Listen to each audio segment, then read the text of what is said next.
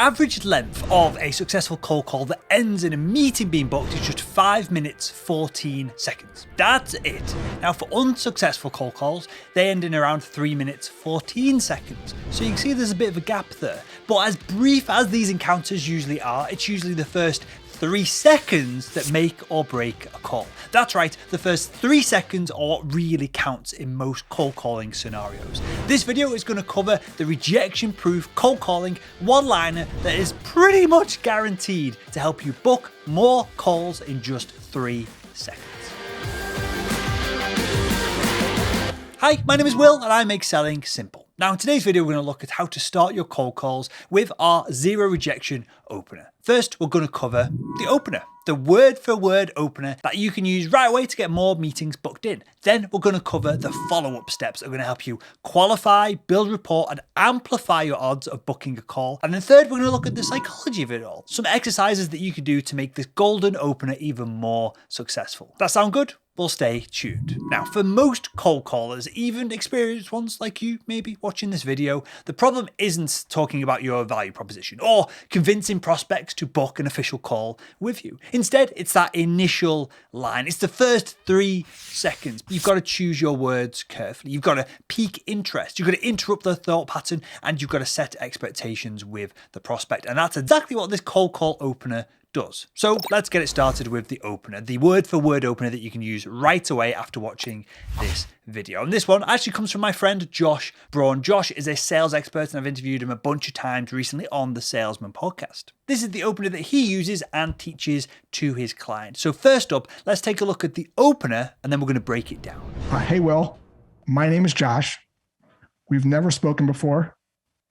You have no idea who I am, complete stranger here, but I was hoping you could help me out for a moment. Do you have 2 minutes? Simple as that. Now, 70 or 80% of the time, you're going to get a yes from the prospect. And here is why. You're using a pattern interrupt. Now, most sales reps try to come off as a little bit too familiar with their prospects on cold calls so they can start building rapport, or they think they're going to start building rapport on the back of that. But what this opener does very clearly is calls out the fact that your prospect doesn't know who the heck you are. In fact, you're a complete stranger and you're interrupting them. And it's this simple tweak, calling this out, that lets you stand out from all of the other cold callers out there. Next, it covers a time commitment. So you're setting clear boundaries here. This isn't going to be an hour-long conversation. It's not even going to be 10 minutes long. So when the prospect says yes, they know that they're not getting roped or tricked into just a massive time waste. And if we're being honest here, who doesn't have 2 minutes to chat with someone who might be able to actually help them? Next up, we're asking for a favor. So you're asking for help because, believe it or not, humans are hardwired to want to help other people. And in fact, when someone does a favor for you, they're actually more likely to help you again in the future. It's called the Benjamin Franklin effect, and it's an amazing sales tool that you can add to your tool belt. And finally, this opener is great because of tone. Now, we're not using a tonality that's excited of, hey, Will, this is Josh, can you help me out for a moment? We're calm. And because you're calm, you seem less aggressive. You're not a threat that the prospect is trying to get away from. And that makes you a little bit more inviting and allows the conversation to continue that little bit further. Again, this simple opener is going to keep people on the line with you 70 to 80% of the time. But remember, your job is not done yet. Next, you've got to move on to the follow-up steps. So step 1, kept the prospect on the line. Now we've got to move on to steps 2 and 3, and these are pretty simple. Step 2 is to see if we're dealing with the right person. If we're speaking with the person that we actually want to, the person who's going to be able to book a meeting and move the deal forward. And that looks a little something like this. Will, are you still the person that's involved with getting sponsors for your podcasts? Or is that someone else since you've gotten so big?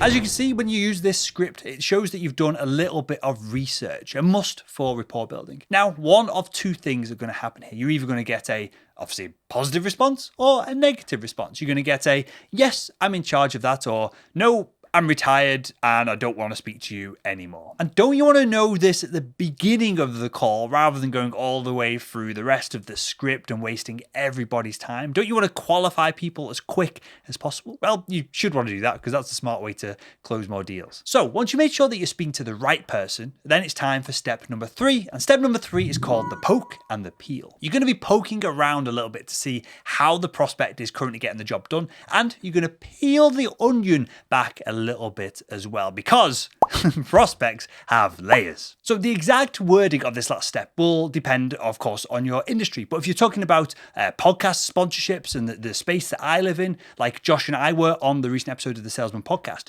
the poke and the peel might look something like this. So Will, how are you currently going about getting sponsors today? Are you like reaching out via cold email? Are people mostly coming to you? Or is it a combination of both?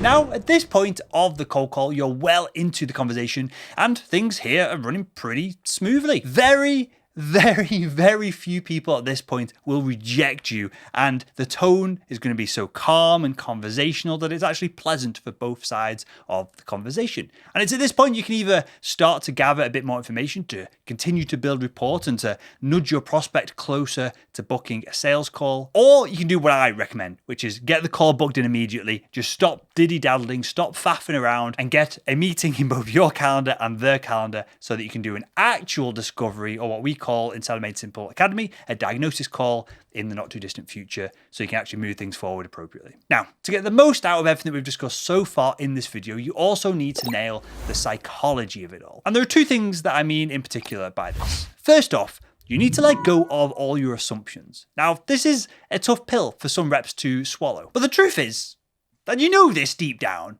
Your product is not going to be a right fit for a lot of prospects that you speak to. But if you assume that everyone is going to be the perfect customer, you're not only going to push buyers away because you're going to sound needy when it's obvious to them that your product is not a good fit for them. You're just going to waste a lot of time with people who are never going to buy, and this is never a good position to be in. Josh put it nicely in our interview. Because when you assume that everyone's a fit for what you have, what ends up happening is people go into the zone of resistance because you're going to try to be talking people into things and pitching everyone and thinking that you're a fit for everyone.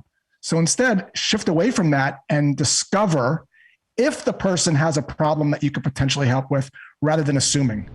And the next psychology exercise that you can do to get the most out of the opener is to get natural. Because the more calmer that you are, the more relaxed, the more chill, likely the more calmer the prospect is going to be as well. So don't go into the call overexcited and screaming because you're going to come across as a usual stereotype used car salesperson just trying to pull something from the prospect and just to get that pitch and shove it down their neck. It's not going to work. And to get this tonality sorted, to come across as calm, collected, cool, as an expert would be if they reached out to someone that they knew they could help, you got to do a little bit of practice. If you want to go full cheese, where you can stand in front of the mirror and repeat the lines that you're going to use in your script until it comes out all nice and relaxed. And you want to pitch this as if you're chatting with a colleague about how their weekend went, what they were up to, and who they saw and what they did. And of course, the best way to practice this, and of course you don't want to do this with potential paying customers because you're just going to burn a load of deals that you could have otherwise got done, is by jumping into Selling Made Simple Academy. You can find the link below this video, or you can head over to salesman.org and get signed up there. Where alongside all of the training and the community side of things, we have twice weekly group coaching calls where people practice their cold calling scripts. We break down cold emails. You can ask whatever selling questions you like, and myself, the team, and the high-level salespeople within the coaching calls themselves will give you feedback on it. That is the quickest way to improve with all of this. And again, you can find the link to Selling Made Simple Academy below this video. But remember, the more natural and calm that you sound, the better you're going to fare typically on your cold calls. So, cold calling, as we know, can be tough, but if you can nail the first 3 seconds, you're well on your way to closing the meeting. And you can do this by using the proven cold call opener. Then after that, I want you to move on to the follow-up steps. So make sure that you're talking to the right person. Then you want to get all the psychology of this right by not assuming that every prospect is the right fit for your product. And you want to be nice and cool and calm and natural on the phone. Because whether we like it or not, cold calling is essential for B2B sales success. And this opener is going to help you up your cold calling game for not just years, maybe even decades to come. And if you enjoyed this video, why not click the video that's on the screen right now and continue making selling simple.